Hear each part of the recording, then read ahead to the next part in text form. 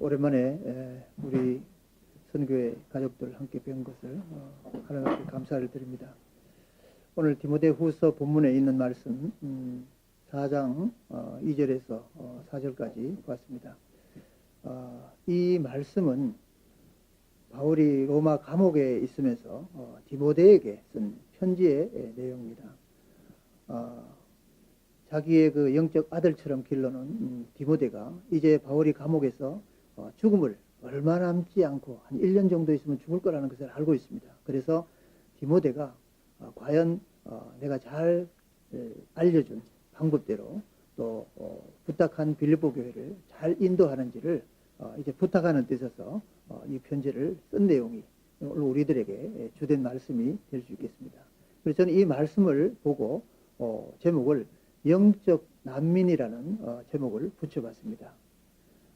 금년 6월 20일이 유엔 난민의 날이라고 했습니다. 유엔에서 발표한 난민은 세계에서 전체 발표한 인구가 약 5,900만이 좀 넘는다 그랬습니다. 이제 여러분 뉴스에서 보다시피 IS에 대한 여러 횡포로 인해서 더 많은 난민들이 발생을 하고 있습니다. 그래서 아마 금년은 6천만이 넘지 않을까 이런 얘기를 들을 수가 있습니다. 난민이 무엇인가? 이것은 유엔이 얘기하는 것은 첫 번째는 영토를 잃은 사람들입니다. 그리고 두 번째는 주권을 잃은 사람들입니다. 쉽게 말하면 영토와 주권을 잃은 사람을 유엔에서는 난민이라고 이렇게 표시합니다. 예를 들어서 집도 없고 그리고 나라도 잃은 이러한 사람들. 사실 유엔에서는 이러한 사람을 보호받을 사람으로 간주해서 유엔 회원국들에게 분담금을 받은 것으로 이 사람들을 돌봐주고 있습니다. 그래서 우리나라도 역시 유엔에 이런 분담금을 지금 내고 있는 것으로 알고 있습니다.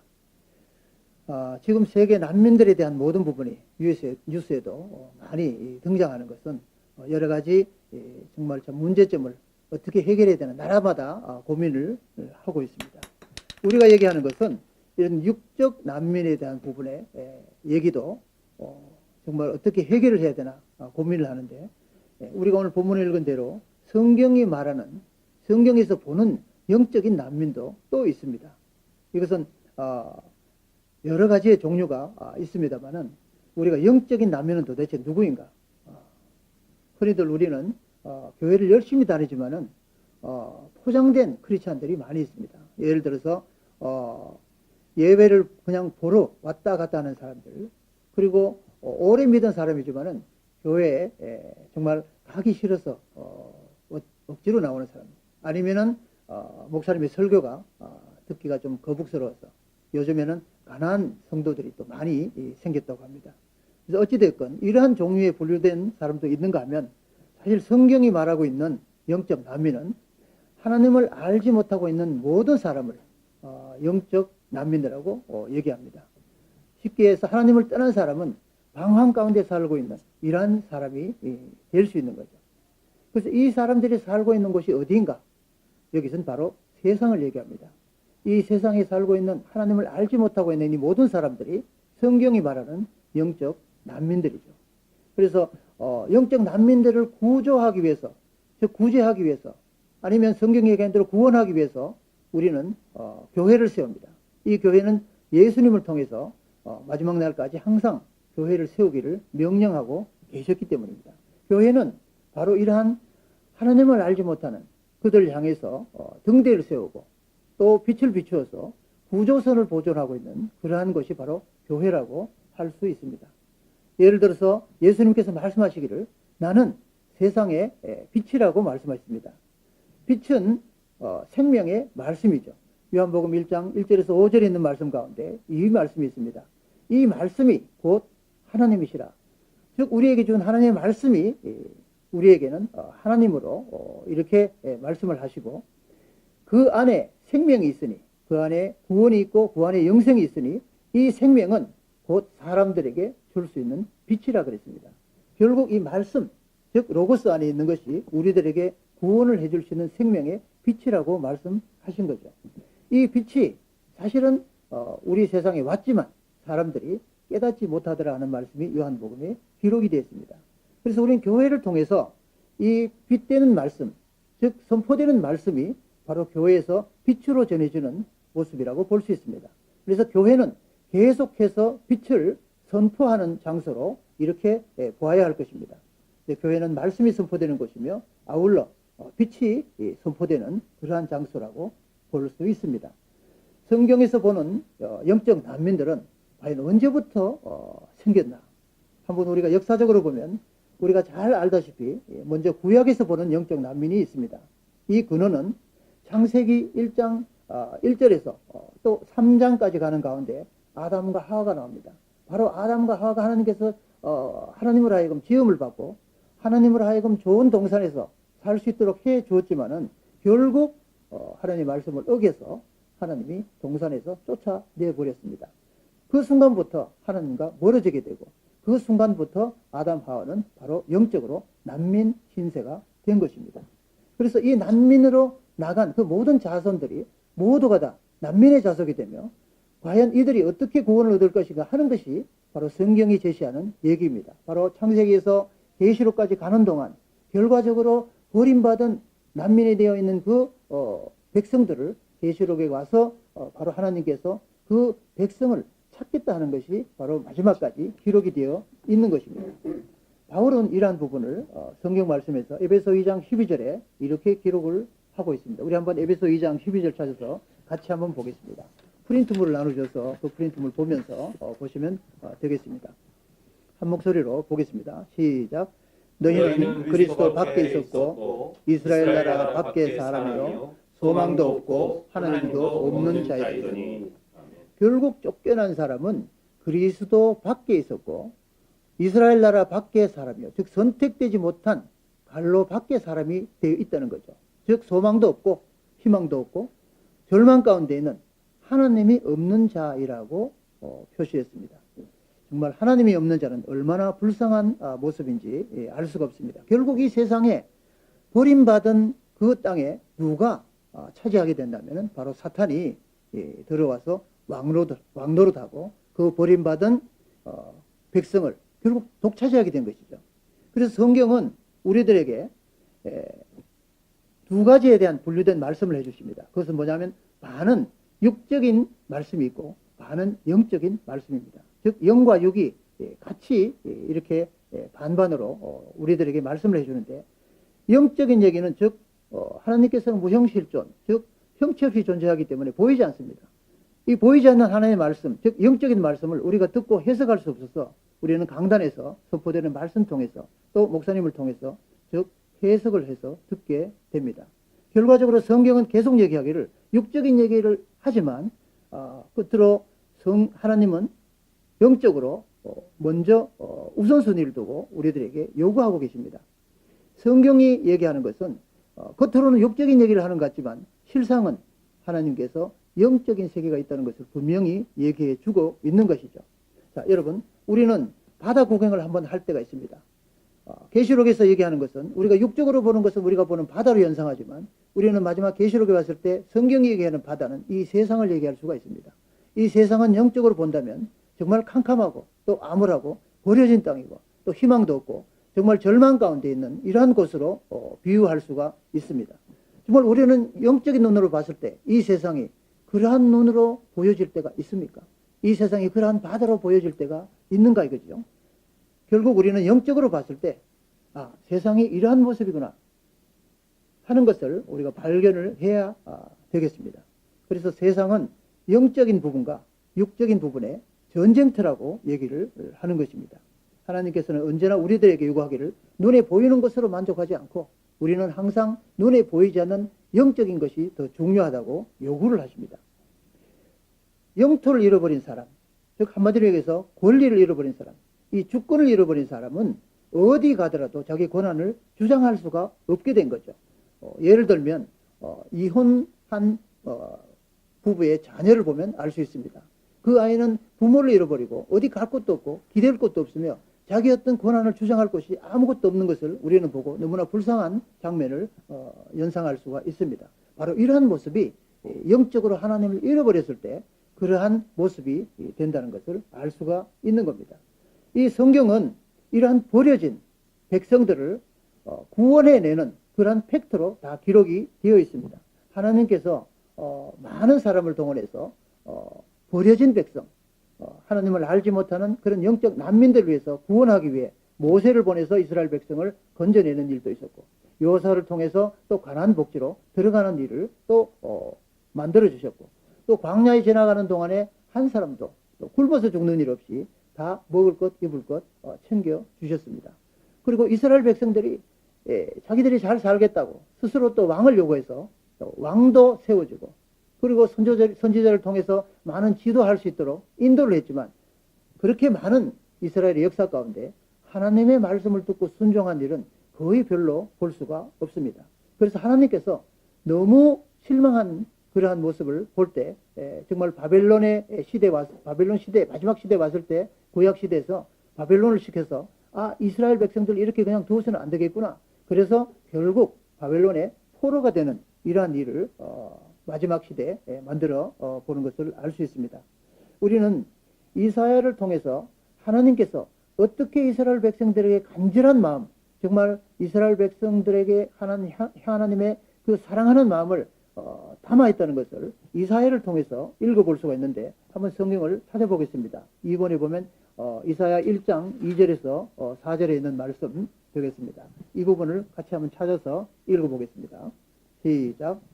하늘이여 들으라, 땅이여 들으리라. 여호와께서 말씀하시기를 내가 자식을 양육하였거늘 그들이 나를 거역하였도다.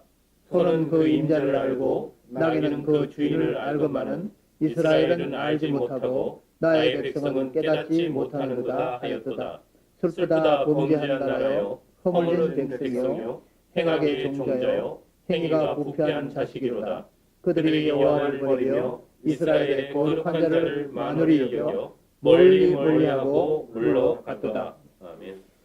이 내용은 하나님께서 이스라엘 백성을 너무 사랑해서 정말 먹이고 입히고 한 모든 애정을 부모의 심정으로 정말 가꾸었던 모습을 볼 수가 있습니다. 그러나 이스라엘 백성이 끝에까지 와서 결국 하나님을 배신하는 것에 대해서 하나님이 너무 마음이 아파서 이사야에게 하나님의 마음을 토로하면서 내가 이러한 마음이었다고 얘기를 해주는 것을 우리가 읽어봤습니다.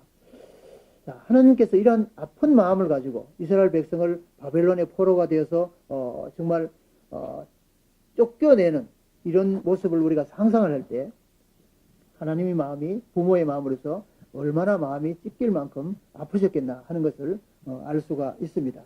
정말 400년 동안 정말 얼굴 들지 아니하고 침묵을 지키시고 정말 이스라엘 백성들 이제 바벨론의 포로가 되어 다시는 안 볼 것처럼 이렇게 버린 것처럼 보았는데, 정말 하나님께서는 다시금 목자의 심정을 가지고 이사야 49장 6절을 보면은 다시 저희들에게 구원의 마음을 열어 주십니다.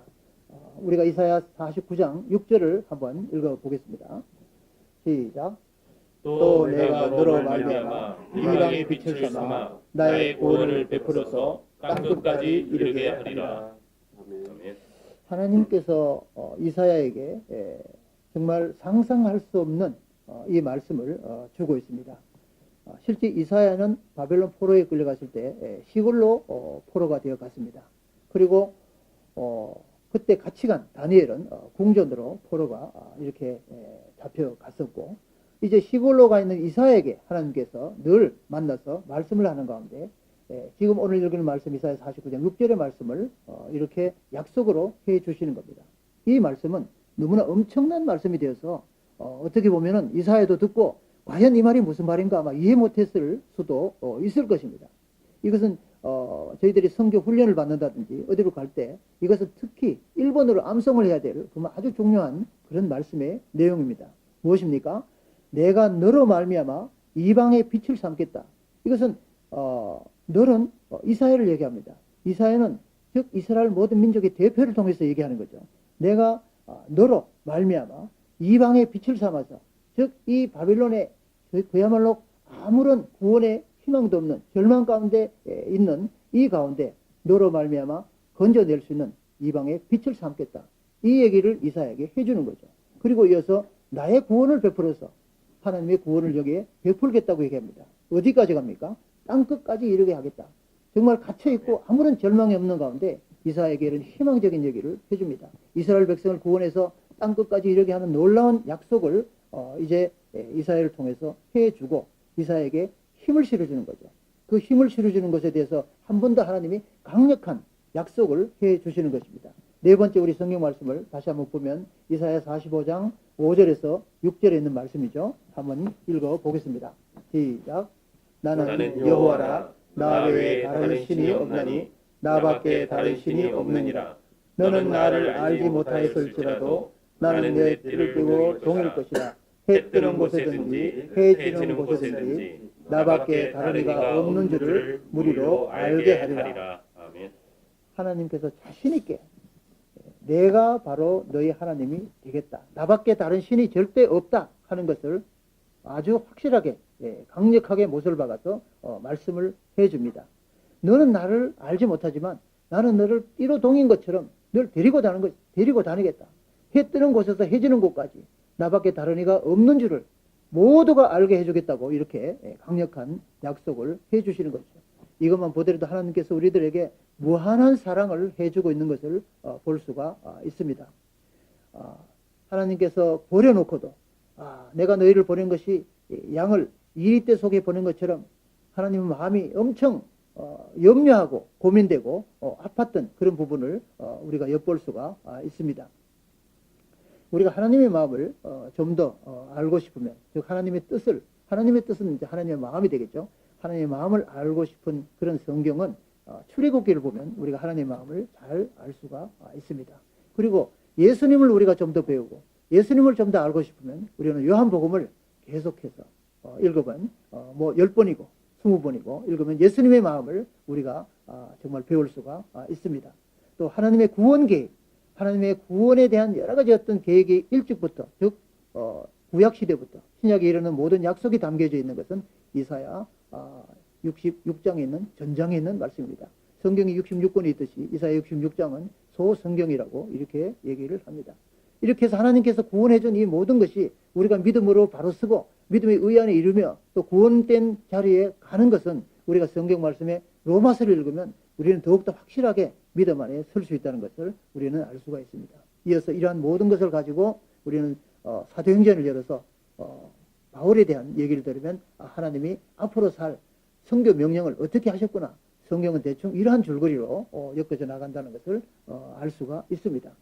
이제 구약에 대한 모든 부분을 우리가 하나님의 말씀을 들어봤습니다. 이제 두 번째로 신약에 보는 영적인 난민은 어떠한 상황인가.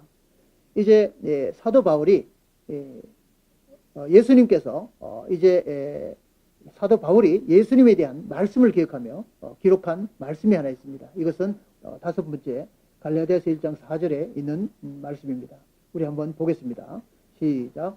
예수께서 하나님 곧 우리 아버지의 뜻을 따라 이 악한 세대에 우리를 건지시려고 우리 죄를 대속하기 위하여 자기 몸을 주셨으니. 이제 주님께서 구약에 있었던 하나님의 약속이 예수님을 보내서 그야말로 십자가에 대한 그 고난을 통해서 그 피 흘림을 통해서 우리 가운데 구원에 대한 소식을 전해주는 것입니다. 십자가 사건으로 인해서 이제 하나님께서 완전히 우리들에게 구원에 대한 길을 열어주는 것을 바울이 표시한 이 갈라디아서에서 우리가 읽어볼 수가 있습니다. 예수님께서 탄생하는 그 시점에 마태복음 1장 21절에 보면은 아들을 낳으리니 그 이름을 임마누엘이라 하리라. 바로 이 임마누엘이 신약에 들어와서 열리는 말씀입니다. 임마누엘은 예수님 오신 그 임마누엘에 대한 이름은 우리와 함께 하겠다라는 뜻입니다. 함께 하겠다는 말은 하나님께서 우리에게 동행하겠다 이 말씀입니다. 하나님은 우리들에게 예수님을 통해서 내가 곧 길이라 그랬습니다. 즉 우리가 가는 모든 길에 주님께서 동행하시겠다 이 말씀입니다. 우리가 가는 길에 어떤 상황이 됐든 하나님이 너희와 함께 하겠다는 그런 약속이 되는 것입니다. 이것이 신약에 와서 영적 난민들에게 주는 하나님의 고귀한 예수님을 통해서 구원에 대한 약속의 말씀이 이어지는 것이 되겠습니다. 이제 그동안 바울은 예수님을 전혀 몰랐다가 이제 이러한 예수님의 구원의 십자가를 통해서 이어지는 그 약속된 말씀을 이제 뒤늦게 알고 바울은 사도행전에 들어와서 그가 고백을 합니다. 사도행전 4장 12절 우리가 6번째 있는 말씀을 한번 다시 읽어보겠습니다. 시작. 다른 이로서는 구원을 얻을 수 없나니 천하 인간의 구원을 얻을 만한 다른 이름을 우리에게 주신 일이 없음이니라. 아멘.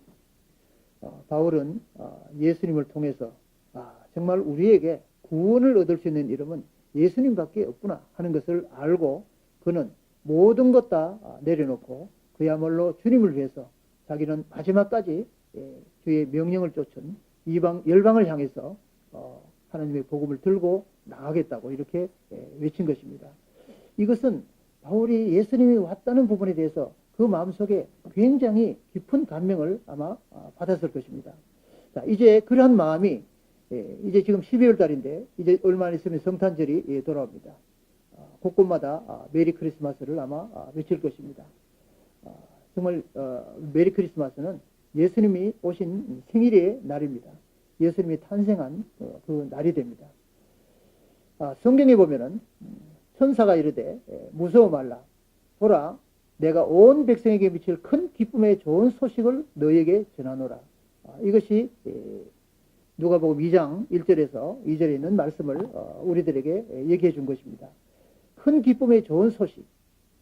자, 이렇게 좋은 소식이 무엇이냐면은 예수님의 옴으로 인해서 구원의 일이 열린다는 이런 내용입니다. 우리는 흔히 소식을 뉴스라고 얘기합니다. 여러분 뉴스는 NEWS입니다.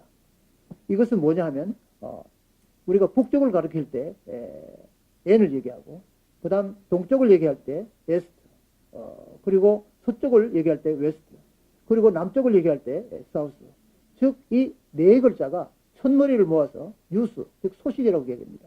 이 소식은 뉴스는 성경에서 나온 근거적인 말이라고 어느 신학자가 얘기를 했습니다.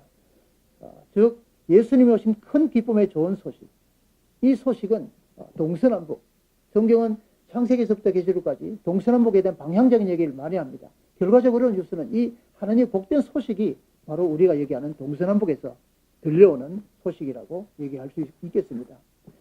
예수님이 오셔서 즉 하나님 나라에 대한 천국에 대한 소식을 우리에게 전해주고 그리고 예수님이 가셔서 심판의 날까지 우리들이 다시 갈 자리 즉 영토를 만들어 놓고 그리고 우리를 데리러 오시겠다고 이러한 약속을 해준 것이 바로 우리들이 접하는 뉴스 즉 소식입니다.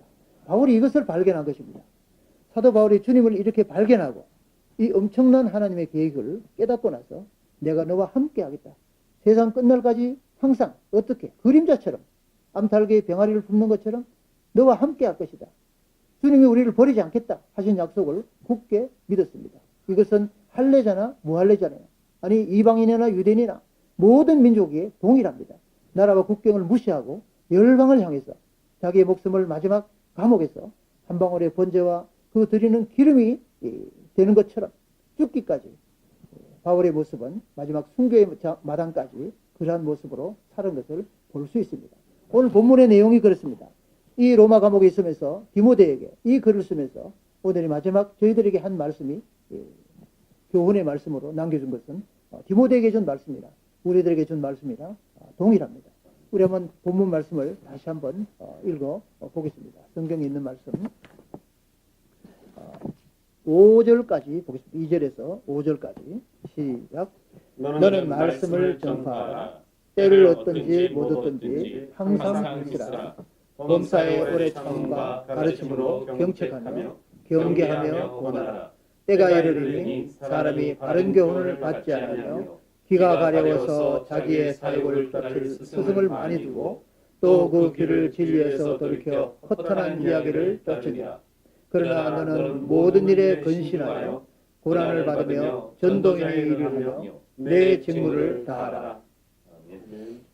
오늘 주신 말씀, 이 세상의 영적 난민들을 우리가 볼 수 있는 그런 영적인 눈을 가져서 한마디로 해서 하나님의 말씀을 듣지 않고 들어도 이것이 무슨 소리인지 귀가 가려워서 자기에게 좋은 말만 듣고 자기에게 유익된 말은 듣지 않는 누구와 남의 말을 그렇게 신뢰하지도 않는 이런 세상 속에서 우리가 자기들의 얘기, 즉 허탄한 얘기를 쫓아가는 이 가운데 디모데에게 바울은 그래도 근신해서 또 참으면서 인내하고 어떤 어려움이 있다 할지라도 전도인의 일을 하며 이 전도인의 일은 즉 영적 난민을 바라볼 수 있는 일을 하는 것입니다. 그리고 내 직무를 다해라.